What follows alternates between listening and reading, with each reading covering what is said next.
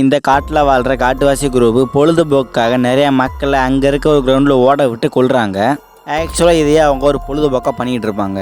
அடுத்ததாக அந்த கிரவுண்டில் ஓடணுன்னு இருக்கிறவன் எப்படியா அந்த இடத்த விட்டு தப்பிச்சிடணும் அப்படின்னு நினைக்கிறான். அப்போது கேம் ஸ்டார்ட் ஆனதும் இவன் மற்றவங்க கூட சேர்ந்து வேகமாக ஓட ஆரம்பிக்கிறான்.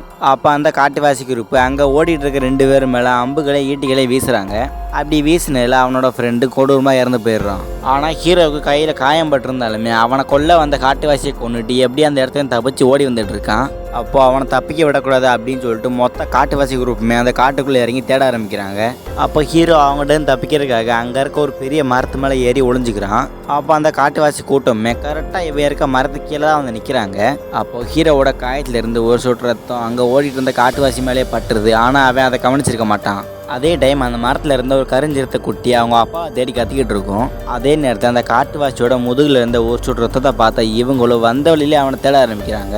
அப்போ ஹீரோவா அந்த கருஞ்சிரத்தை துரத்துறதுனால ஹீரோ வந்த பாதிலே ஓடி வந்துட்டு இருக்கான். அப்போது ஒரு காட்டுவாசி குறுக்க வந்ததால் அந்த கருஞ்சிரத்தை அவனை கடிச்சு கொண்டுருது.